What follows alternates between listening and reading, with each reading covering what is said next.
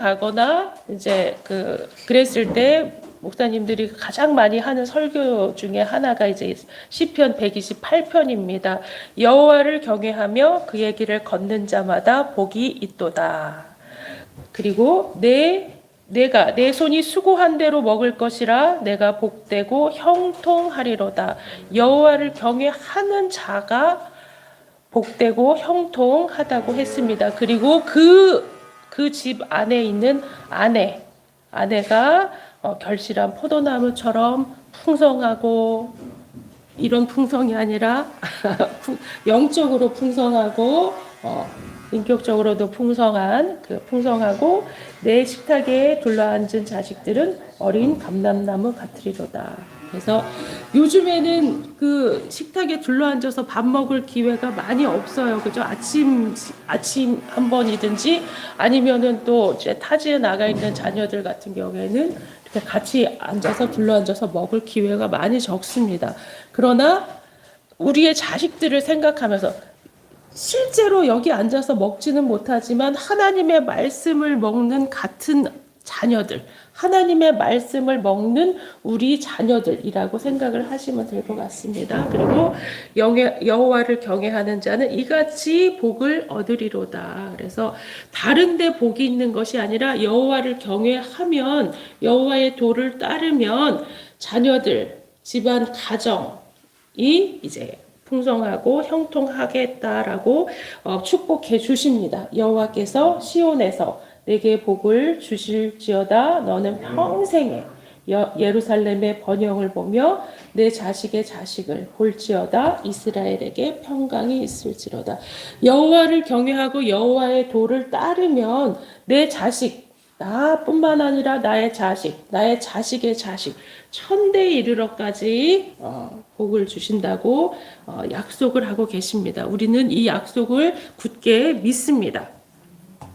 그런데 이렇게 아름다운 가정이 세상 가정들도 요즘은 가정들이 많이 깨지고 많이 이렇게 아름다운 가정을 이루지 못하고 살 때가 많은데, 그 원인은 여호와의 도를 저버렸기 때문에, 하나님을 경외하는 믿음이 없어졌기 때문에 그러한 일들이 일어나고, 또한 시대가 빨리 지나갑니다. 그리고 세대 차이가 나는데, 같이 식사를 하면은 할머니는 뭐 쌈밥, 엄마는 뭐 된장국, 그 자녀들은 전부 다 메뉴가 달라요.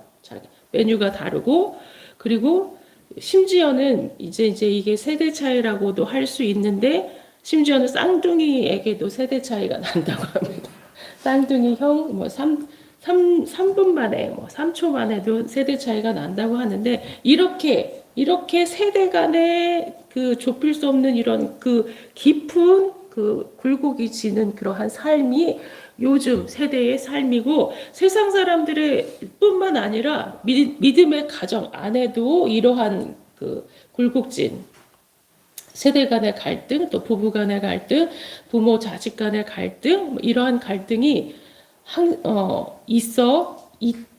있습니다. 그래서 왜냐하면은 태초부터 있었습니다. 태초에 아담과 하와 때부터 이제 선악과를 따먹을 때부터 하나님의 말씀을 잊어버리고, 하나님이 만들어주신 아름다운 가정, 아담 하와를 하나님께서 참으로 이제 아름답게 만들어 주셨는데, 너는 뼈 중에 뼈, 살 중에 살이라고 이렇게 지어주셨는데, 죄가 들어오니까, 죄가 들어온 이후에는 서로 비난하고 힐난하고, 얘 때문에 그랬어요. 하와 때문에 그랬어요. 아담은 하와 때문에 그랬어요. 하와는 뱀 때문에 그랬어요. 이렇게 하나님과 사람과의 관계가, 말씀이 단절되었을 때 사람과 사람과의 사이도 단절되고 불화할 수밖에 없다는 사실을 우리가 성경을 통해서 알 수가 있습니다. 그래서 이 오늘 시편의 말씀에서 처음부터 계속 이야기를 하잖아요. 여호와를 경외하고 그의 길을 걷는 자마다 복이 있도다. 그래서 가정이 화평하고 부부간에 화목하고 부모 자식 간에 이제 서로 사랑하고 존경하고 이러한 관계가 되려고 하면은 먼저 하나님과의 관계가 회복되어져야 된다는 사실을 우리가 기억을 하시기를 바랍니다. 그래서 가정을 위해서 기도할 때 하나님과 나와의 관계가 먼저 회복. 하나님의 말씀이 여호와의 도가 나를 인도할 때 우리의 가정이 참으로 화평하며 화목하며 또 이렇게 성경에서 시편 128편에서 말씀하는 그러한 복을 받아 누릴 수 있다는 사실을 우리가 기억을 하시길 바랍니다. 그 데일 카네기라고 하는 사람이 1936년도에 이렇게 초판을 낸 인간 관계론이라는 책이 있습니다. 근데 그 80 몇 년 전, 거의 한 90년 전, 90년이나 되는 전에 쓴 책이라도 지금도 이렇게 많이 사람들한테 읽히고 있는데 어떠한 내용이냐면 이 인간 관계론의 이제 시작되면서 거기에 이제 사례가 이제 세 가지 사례가 나오는데 크롤리라고 하는 쌍권총 일명 쌍권총이라고 불리는 이제 크롤리라고 하는 사람이 뉴욕 역사상 가장 위험한 범죄자. 이제 이 사람이 이제 자기를 평가를 하기를 나는 심장이 따뜻한 사람이다. 그리고 나는 어떤 사람한테도 피해 주는 거를 싫어하는 사람이다라고 자기 자신을 그렇게 사회적으로 그렇게 범죄자가 자기 자신을 그렇게 평가를 하는 거예요. 그리고 또 두 번째 알카포네, 그래서 시카고의 그 유명한 그 갱단이었죠. 그 사람도 자기의 소중한 시절을 사람들에게 소소한 즐거움을 주는데 많이 사용을 했다. 근데 나한테 돌아오는 거는 비난밖에 없었다라고 다른 사람을 탓하고 나는 사람들에게 소소한 즐거움을 주는데 나의 청춘을, 나의 소중한 시간을 할애했다고 이렇게 이야기를 합니다. 왜곡된 자기 자신에 대한 그 왜곡된 판단이죠. 왜곡된 합리화죠. 그리고 또 이제 싱싱교도소라고 하는 이 교도소는 이제 굉장히 극악무도한 사람들이 들어가는 그 교도소인데 그 교도소의 소장이 말하기를 여기 들어와 있는 사람들은 자기가 범죄해서 들어왔다고 생각하는 사람은 아무도 없다. 누구 때문에 어떤 불가피한 상황 때문에 도둑질을 했고 나를 화나게 해서 살인을 했고 이렇게 전부 다 자기 합리화가 뛰어난 사람들이야. 그리고 자기를 합리화하고 변명하고 그리고 그것들이 전부 다 오류투성이의 합리화들 그런 것들 그리고 자기 행위가 정당했다고 이야기를 하는 그러한 사람들이 다 대다수라 자기 죄를 뉘우치고 반성합니다. 이렇게 하는 사람들은 거의 없다. 90% 이상이 자기는 죄 없이 누가 이렇게 했기 때문에 사회가 이렇게 부조리하기 때문에 내가 거기에서 도둑질을 했고 내가 너무 가난해서 일자리를 잃어서 도둑질을 했고 막 이런 식으로 사회 탓, 남의 탓, 이웃 탓, 상대방 탓을 그렇게 하면서 자기를 합리화하는 그런 사람들이라고 합니다. 그래서 자기 자신을 잘 모르는 경향이 너무나 많다. 그래서 부부지간에도 이제 우리가 꼭 부부 아니더라도 사람과 사람 간에 오해가 너무나 많다는 거예요. 오해가 너무 많고 자기 자신을 제대로 평가하지 않고 남의 탓만 하는 그러한. 그래서 우리가 이제 화목하고 화평하려고 하면 자기 자신을 먼저 돌아보는데 자기 자신을 먼저 돌아볼 때 그리스도인들은 어떠한 그 마음으로 자기 자신을 돌아와야 하냐면 십자가에서 피를 흘리사 자기 몸을 버리고 둘이 갈라진 사람들을 하나로 하게 하신 예수 그리스도의 피를 보혈을 생각하면서 그리스도의 십자가의 도를 생각하면서 우리가 나 자신을 바라보고 남의 탓이 아니고 남의 탓이 아니고 남에게서 잘못을 발견하는 것이 아니라 나에게서 잘못을 발견하는 그래야지 미안하다고 할 수 있고 할 수 있다는 거예요. 그래서 어떤 사람이 이제 어떤 배우자를 만나야 할까요? 라고 이제 질문을 했다고 합니다. 이제 결혼을 앞두고 이제 솔로이신 분들 이제 질문을 했는데 그분이 뭐라고 대답을 했냐면 내가 아무 잘못을 하지 않았어도 미안하다고 할 수 있는 사람, 그 사람과 결혼을 하십시오. 그러니까는 그 진우션 옛날에 막 이렇게 막 힙합하던 그 가수 진우션 중에 션이라고 잘 아시죠? 그래서 그 션이 어제보다 오늘 더 사랑해. 그 날마다 사랑을 고백하면서 그 무슨 혜영이에요? 정혜영? 정혜영이라고 하는 그 자기 부인을 너무 사랑하는데 굉장히 유명하잖아요. 그래서 아름다운 가정을 이루는데 이제 그 질문을 했어요. 그 최양락 무슨 쇼에서 이제 질문을 했는데 만약에 그 혜영 씨가 잘못을 하고도 그렇게 우기면은 어떻게 합니까? 그러면은 끝까지 우긴다. 이 자기가 잘못했는데도 끝까지 이 혜영 씨가 우기면 어떻게 합니까? 그러면 그거는 혜영이가 맞는 것입니다. 내가 한 판단이 틀렸고 혜영이가 맞는 것입니다. 아무리 틀렸다고 해도 그러니까 이제 우리 말로 하자면 파츠로 매주를 쓴다 그래도 네 말이 맞다. 이렇게 해줄 수 있는 사람. 그러니까는 그러한 가정, 그러한 관계여야 화목하고 화평하고 사랑이 넘치는 아름다운 가정, 그러한 관계가 되어질 수 있다라는 사실을 우리가 알 수가 있습니다. 나는 과연 그럴 수 있을까? 나는 과연 그럴 수 있을까? 그 말을 들으면서 이제 그 최양락이 막 열이 받아가지고 아니 어떻게 그럴 수가 있냐고. 모든 사람들의 반응은 그래요.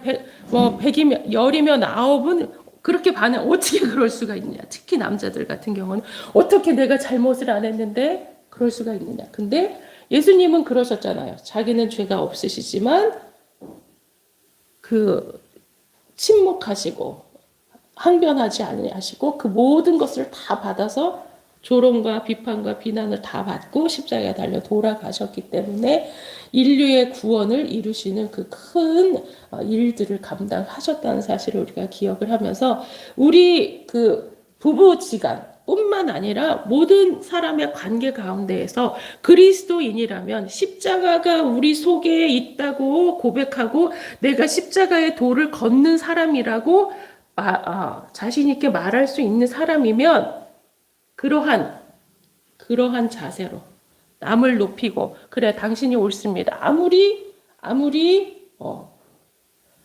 그 잘못된 의견을 주장을 하더라도 그래 당신이 옳습니다. 나를 낮추는. 근데 이제 나중에 되면은 자기가 잘못한 걸 알죠. 그리고서 이제 다시 돌이키고 회개하고 그때는 내가 잘못했어라고 또 이렇게 되어지는 거죠. 그래서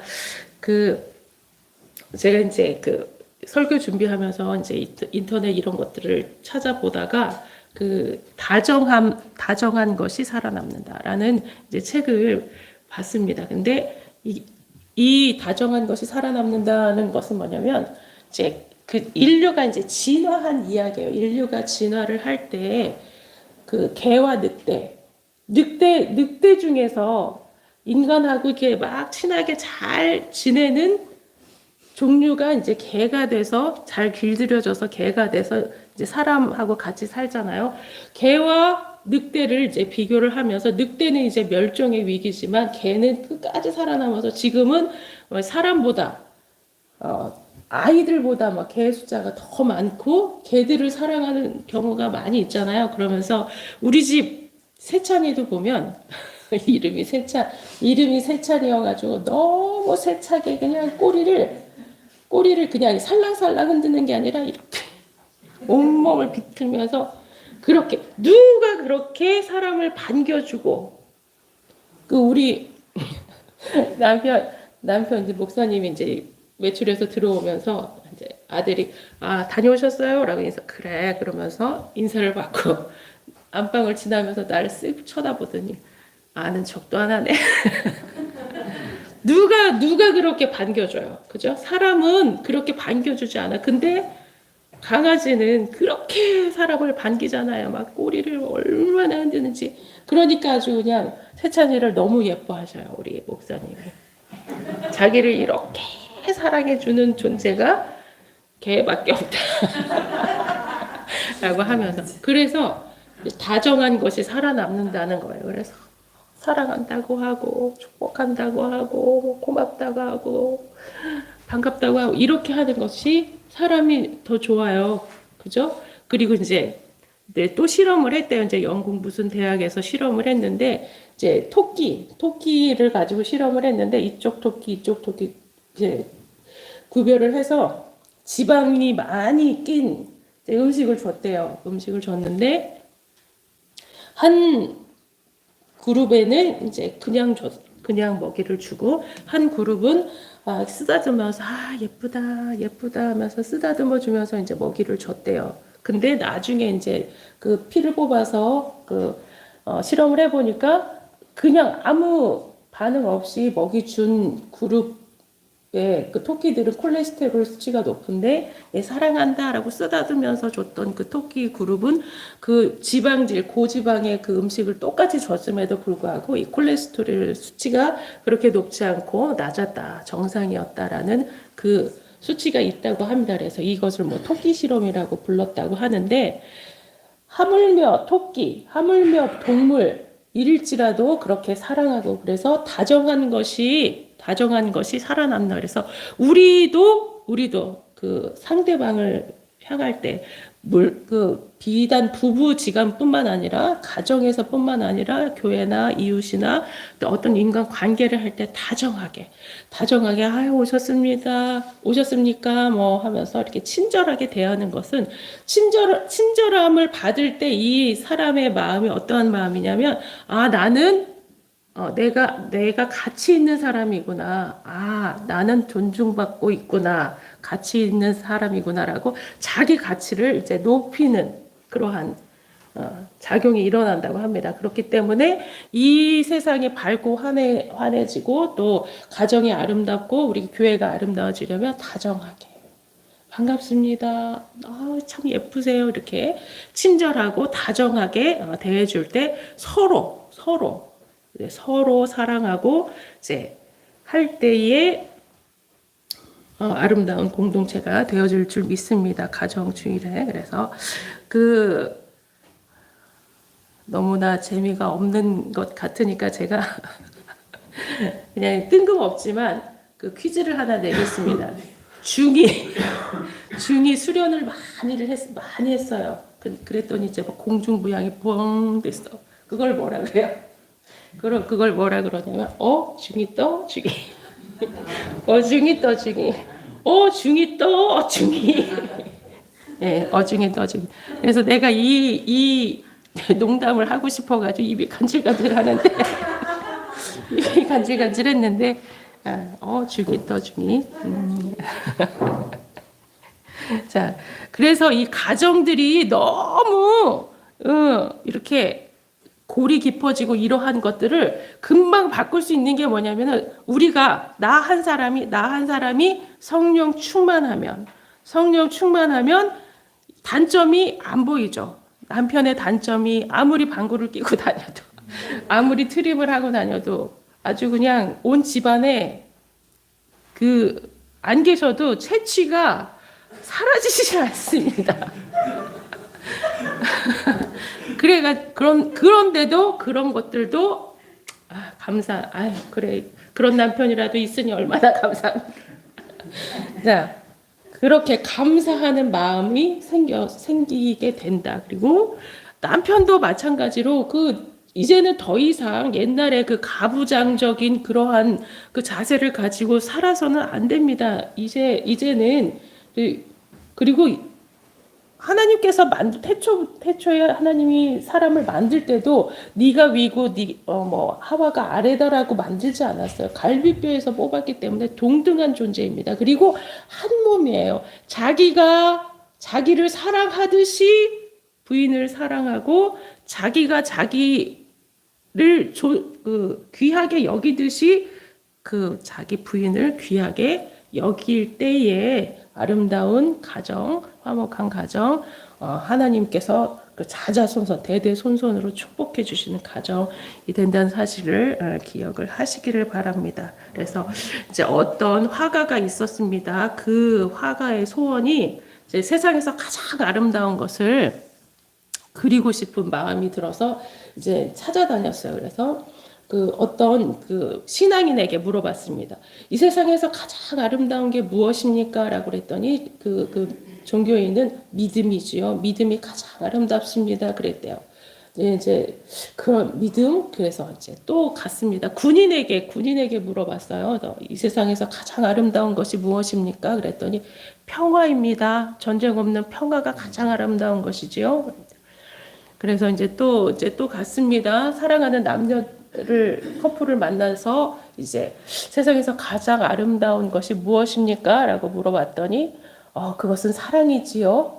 라고 대답을 했대요. 그래서 그래, 사랑이 가장 아름답지 하면서 이제 계속 그 수개월을 이제 찾아 헤매다가 자기 집으로 돌아왔어요. 집으로 돌아왔는데 문을 여는 순간 자기의 자녀가 아빠 하면서 막 달려오는데 그 모습이 너무 아름다웠답니다. 그리고 그 자기를 이제 외투를 받아들면서 여보 오랜만에 오셨어요. 오랜만에 오셨어요. 힘드셨죠? 하면서 반갑게 맞아주는 아내가 있었답니다. 그래서 세상에서 가장 아름다운 것은 가정이다라고 생각을 하고 이 가정을 아름답게 이제 그렸다고 하는.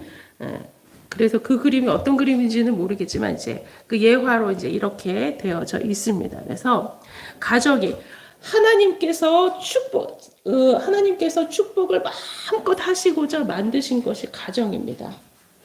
그래서 이 세상의 모든 축복을 다 건강의 복, 화평의 복, 물질의 복, 모든 인간 관계의 복 하나님께서 가정에 부어 주셨는데 그 부어 주신 복을 우리가 다 받아 누리려면 여호와를 경외하고 여호와의 도를 잘 지키는 자, 그 가정이 이제 하나님께서 준비하신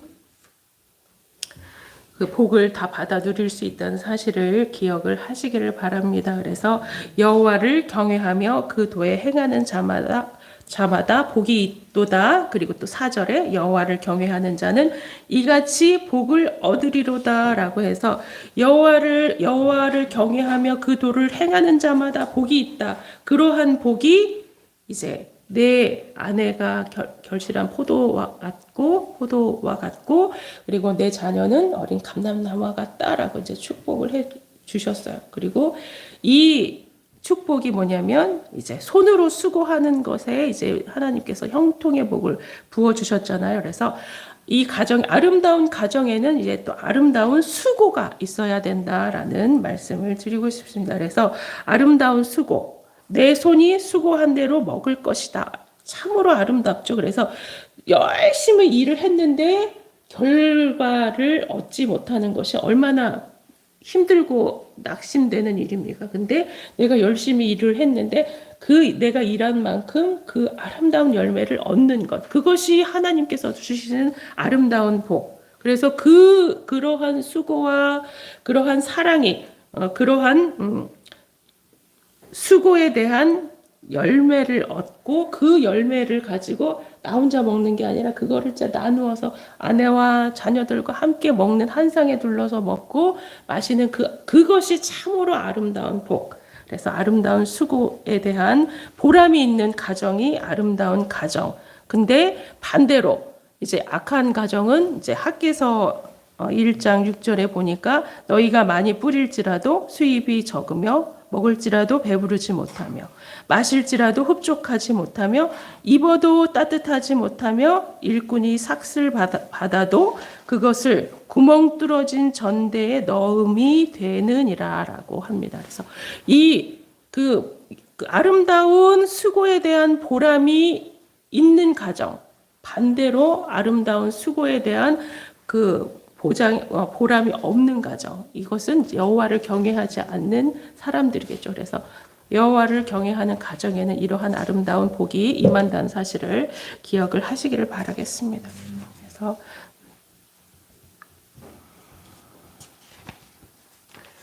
또 이제 두 번째는 아름다운 가족의 관계. 그래서 이 관계, 부부 간의 관계,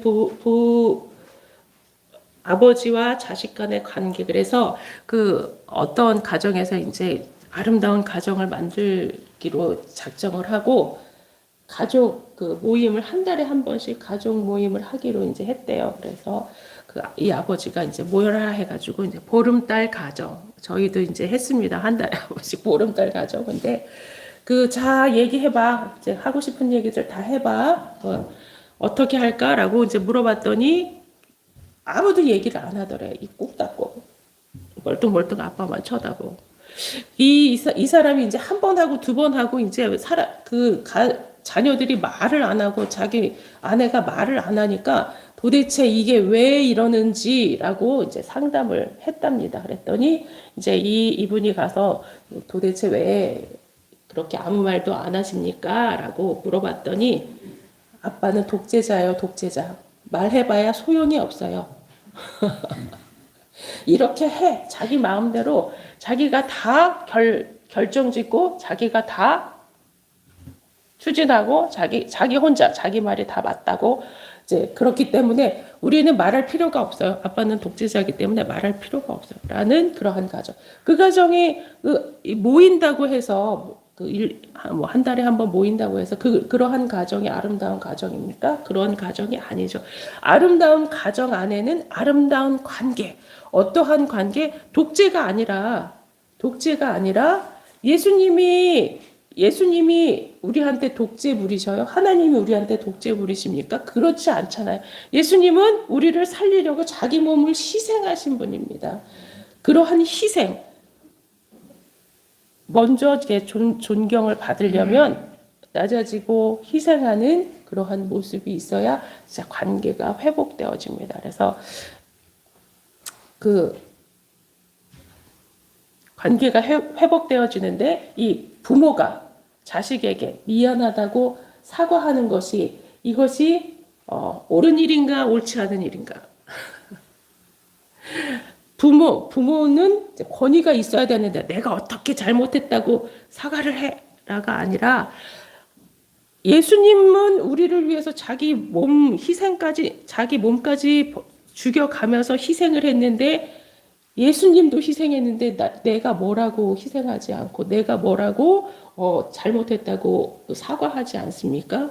자, 먼저 사과하는 것이 사과할 줄 아는 사람이 존경받고 존중받는 사람이라는 사실을 우리가 기억을 하지. 자기가 잘못한 거는 빠른 인정이 가장 존중받는. 그래서 요즘에 이제 김호중이라고 하는 가수가 막 목소리도 좋고 아주 그냥 잘생겼어요. 막 우람하게 퉁퉁하게 잘생겼는데 그 사람이 이제 술을 마시고 음주 운전을 하다가 이제 뭐 사고를 냈던가 봐요.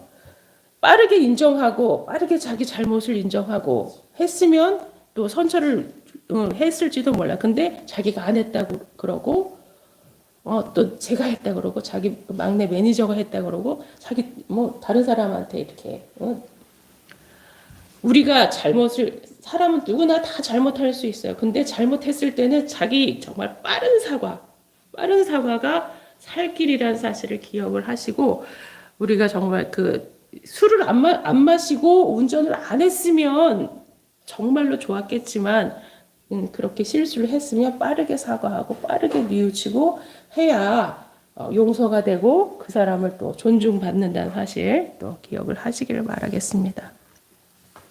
이제 우리가 이제 지난주 제가 그 찬양 예배 시간에 얘기를 했던 것 같아요. 사랑은 말로만 하는 것이 사랑이 아니고 자기를 희생하는 것이 사랑이다라는 그 사실을 우리가 입으로만 하는 것이 사랑이 아니고 자기가 희생하는 것. 예수님처럼 자기 몸을 들여 이제 인류를 구원하는 것처럼 자기 희생이 있어야 사랑이라는 사실을 기억을 하시고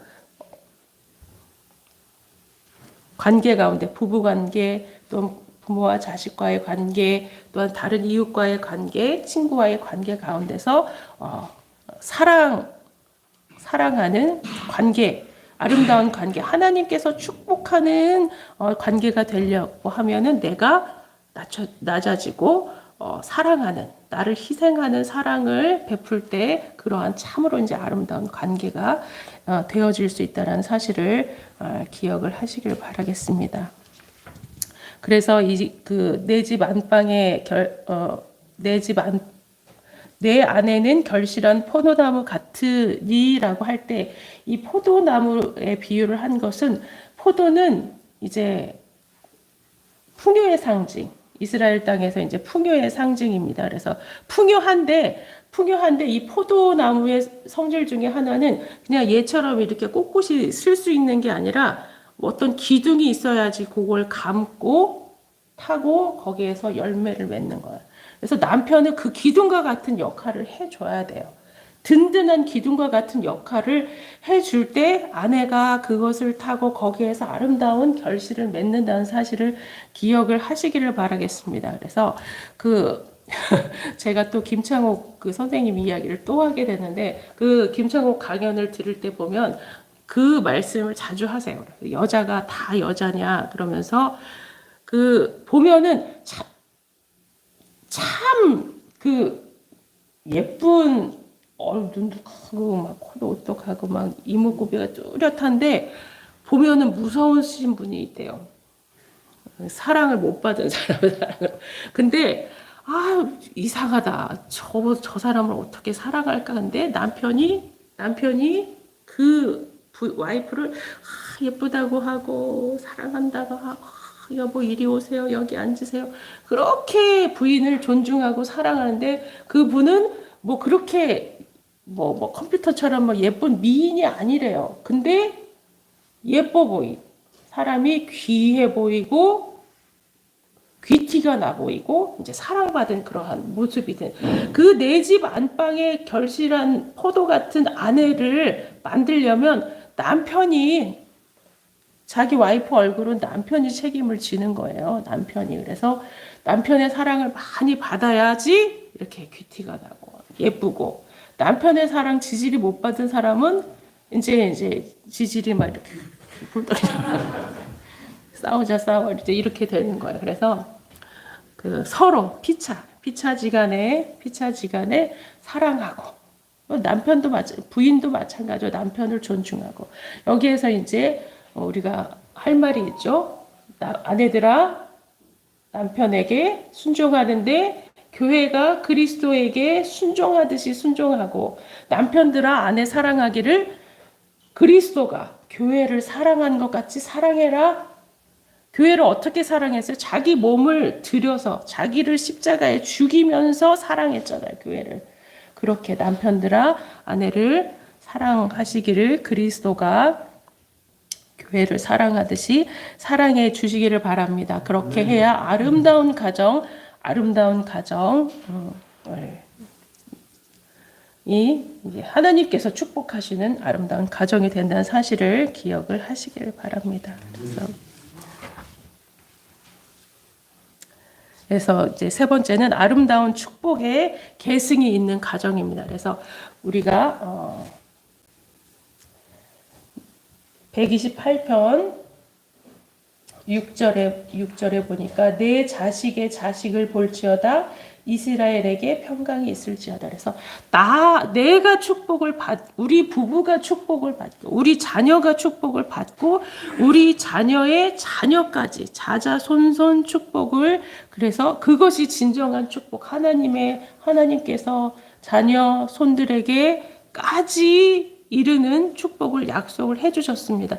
여호와를 잘 경외하면 천대까지 복이 이른다고 했죠.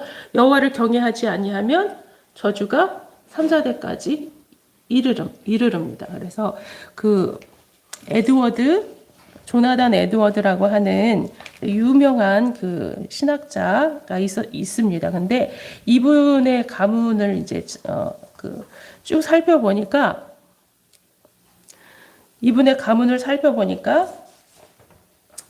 이제 부인도 이제 귀한 신앙의 가정의 사람이었겠죠.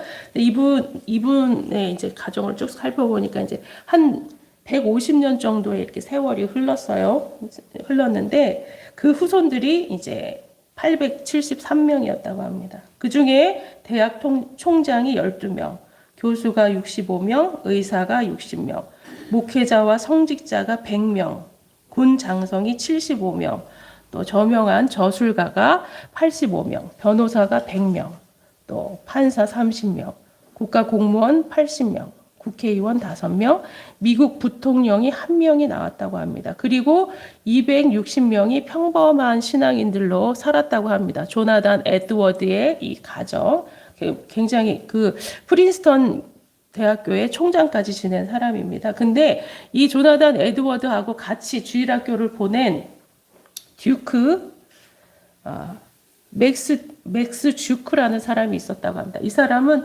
같이 주일학교를 다녔는데 나중에는 이제 주일학교도 안 나오고 이제 교회를 떠나서 세상 가운데 방황하다가 이제 예수 안 믿는 여자와 결혼해서 그냥 신앙과 상관없이 아름답지 못한 사람들 입에 오르내리는 그런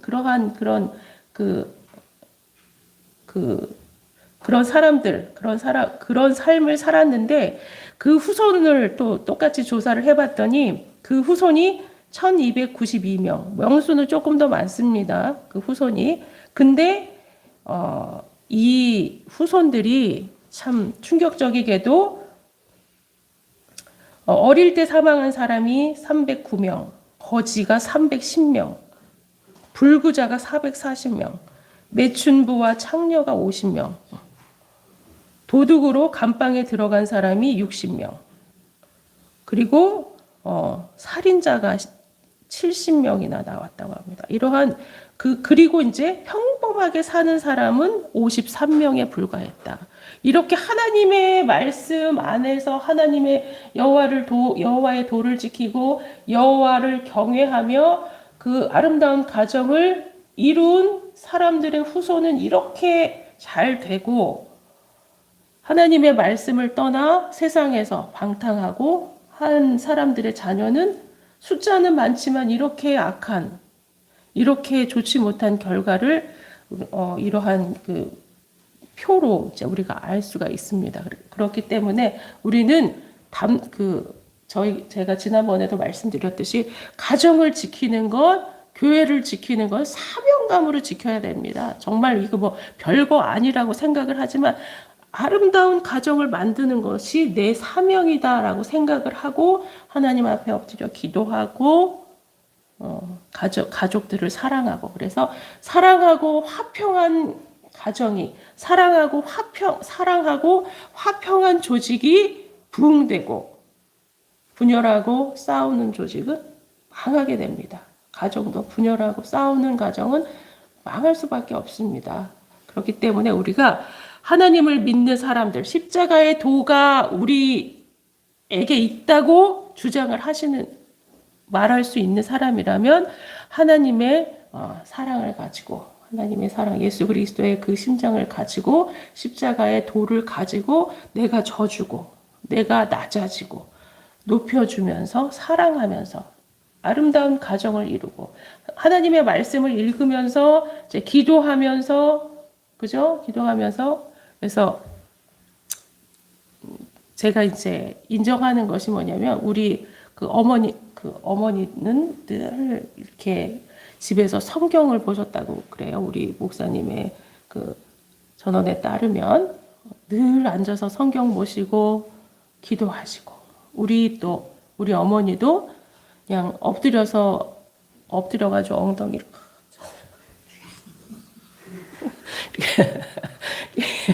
기도하시고 또 엄마 어디가 나 신방 가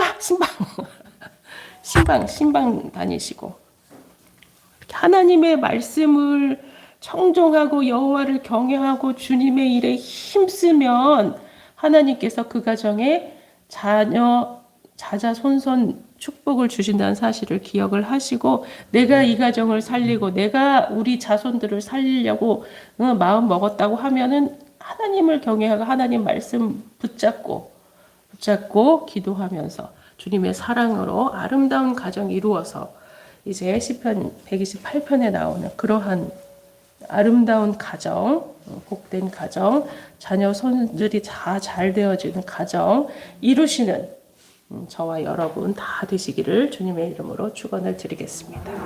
기도하고 마치겠습니다. 하나님 아버지 감사합니다.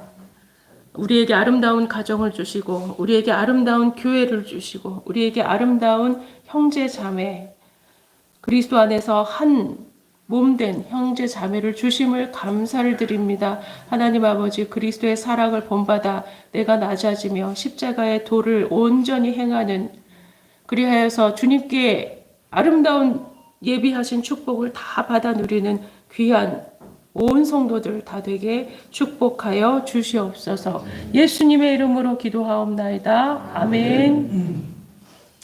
이 시간 211장 찬송하면서 준비한 예물 드리겠습니다.